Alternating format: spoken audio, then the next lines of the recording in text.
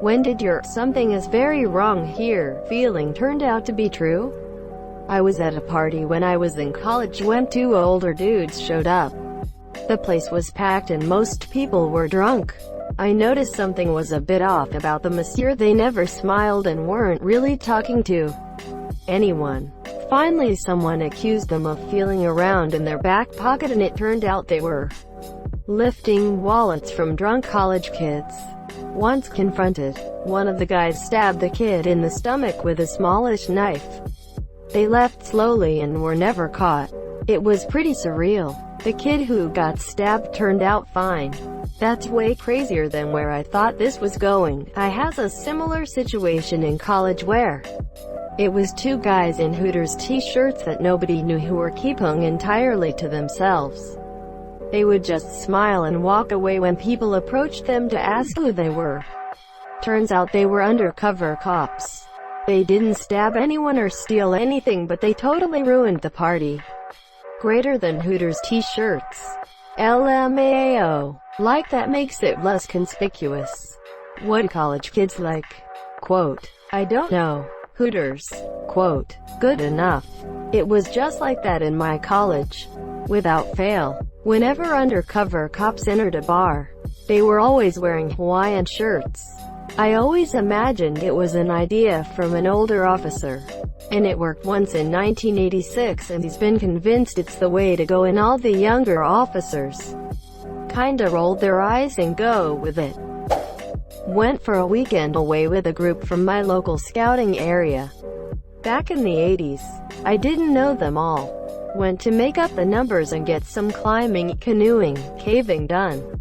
We stayed in a rented house in the Peak District, UK. One evening, a few guys went out to try bouldering, climbing boulders 10 to 15 meters high. I got there, took one look and said no. We have no climbing gear. That's high enough to die falling from, monsieur. I got the mickey taken, chicken, etc. So I left them to it and walked back. An hour later, one guy fell 10 meters and split his skull open on the rocks below. Killed instantly. Edit. Well, I didn't expect this to get so much attention.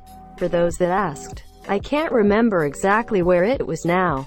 It was over 30 years ago, and I remember at the time it was difficult to find the house. Especially in the days before sat-nav and mobile phones. It was down several windy country roads and then up a farm track. It was many years before I visited the area again and couldn't find the place at all. Not even sure I was on the right road. I seem to remember it was near Castleton, as I think that was the town I walked down to after returning back to the house. And again, for those who ask, apart from one guy who I saw a few times over the years, I didn't see any of the others again. I wasn't called to the inquest, and the group were outside of my normal group of mates. I was also a scout. You were proven correct, and as your instincts were telling you, the scout half saying like be prepared, and so on for good reasons. When I was a little kid, I stepped outside to walk home from my neighbors 2 doors over. I smelled what I knew was a bear, which are common where I live. If you've ever smelled a black bear, it's not that different from a skunk, which is what my friend's mom told me it probably was when I asked her to drive me home, even though my house was literally right around the corner. The thing is, a skunk's smell is strong, but doesn't, like, travel. A bear's smell is more permeating. Begrudgingly, she drove me, only to see the bear sitting on my back steps outside the door I would have tried to enter my house with. Black bears aren't that vicious. But my friend's mom apologized immediately about not believe me. Could have walked straight into that thing at the age of 12. I had no idea bears had a strong smell to them. Oh, they stink to high heaven. This happened almost 30 years ago, but I remember it like it was yesterday. I was probably 8 or 9 at the time and had been at the store buying candy for the weekend with a girl from next door. She was 1 year younger than me. A car stopped and the man inside opened the passenger door and asked me and my friend to get in the car. He was picking us up for our parents. He told us I could not shake the feeling that something was wrong and remember thinking, this is what my parents were talking about. Quote, I grabbed my friend's hand, said that we lived in that house right over there, and pulled my friend with me. Went to their door, rang the bell, went straight in and told the people living there what had happened. Turned out I was right. We were about to be kidnapped. Not so much something very wrong here, but a bunch of my friends wanted to go to this party when I was like 20. I was just sort of like, IDK, I really don't want to go to this place with these people. Turns out 2 of my friends got into an argument with people who lived there. Got kicked out. Were super hammered and drove home angry. Car flipped 3 or 4 times, wrecked about another 4 cars. My one friend leaves with a small concussion, the other leaves with like 8 broken bones and walking therapy for about 2 years. Best part is the emergency responders said if anyone was in the back seat they would be dead. That's where I would have been sitting. TLDR. Skipped out on a party and did die in a terrible drunken car crash. Moral of the story. Reddit is you, friend. Never leave your bedroom to go anywhere outside or you could die in a horrible accident. Not mine, but my grandma's. We went camping at this one spot in the woods by a small creek every summer. One summer she gets this bad feeling and make us pack up and we leave. Couple days later they end up finding a dead body right near our then campsite. Your grandma killed someone but the body was too heavy to drag away. I work at a psych hospital. I was in the cafe with an adult unit and the adolescent unit was also there. I had known one of the kids from when she was on the children's and normally we had a good rapport. I went to say hi and told her I was proud she had been staying out of trouble. A few of the other girls reacted weirdly to me saying it and the girl looked guilty. I told the staff on the unit and said they should keep an extra eye on the girls because I had bad vibes about it. The staff kinda brushed me off. A half hour later 4 girls, including the one I knew, literally almost killed the 2 staff. One got her head bashed in and suffered brain trauma and the other staff was blinded in one eye. When I was in university I was walking home from the bars in the Byward Market in Ottawa with my roommate at the time. It was about 2:30 am and we were looking forward to getting home and ordering some pizza when we came across 2 guys and a very drunk girl. Initially we didn't think anything about it because it was a pretty common sight on a Friday. But as we walked behind them for a few minutes we noticed how out of it she was. One of the guys was essentially carrying her, and her clutch was loosely dangling from her limp wrist. Our street came up, but instead of turning down it we decided to see what was going on.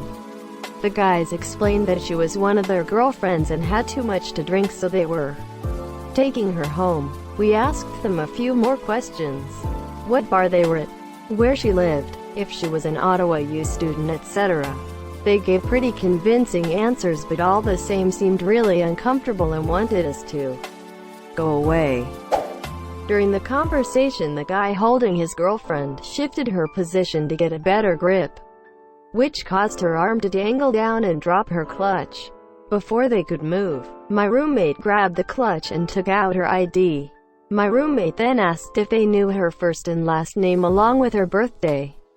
This is where things changed. The other guy got really aggressive and confrontational while the other went silent. They didn't know her name or her birthday. I then pulled out my phone and called police. The guy dropped her and they took off running. We waited with her for about 10 minutes until the police and EMS got there. We gave a statement but did not have much to go on other than their descriptions. Police told us they suspected she had been dosed, and that she was lucky we happened to be walking behind her. Pretty scary stuff. Update. Thanks for all the kind words and my first ever gold. It was a pretty surreal experience, but I would like to think that most people would have acted the same way.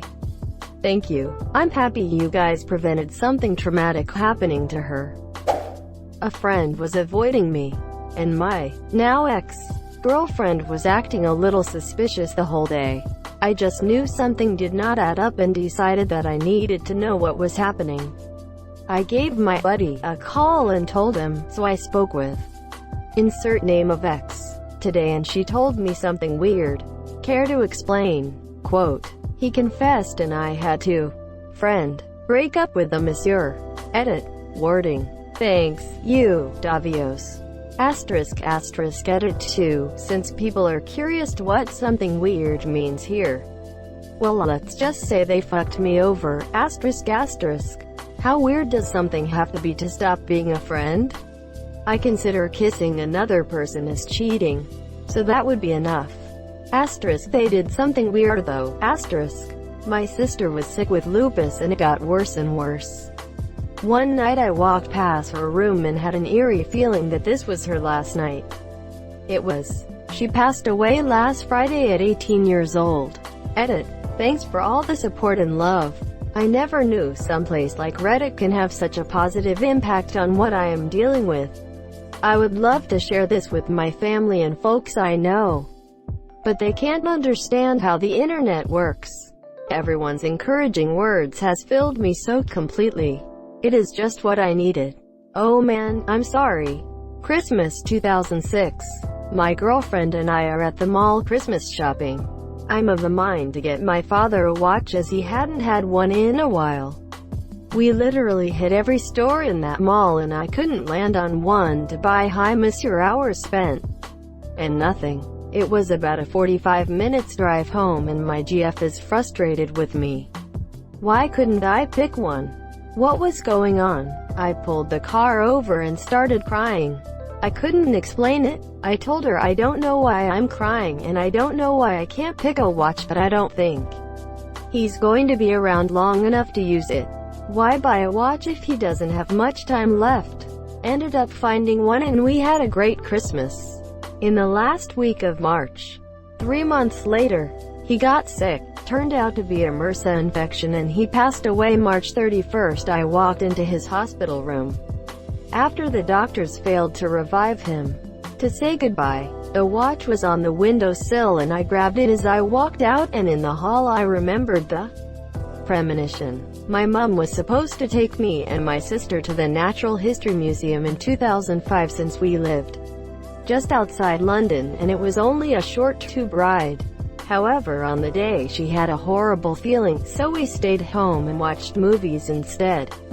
That was the day of the 7/7 bombings.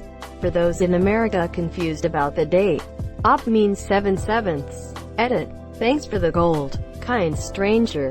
Thank you so much for watching and have a good day.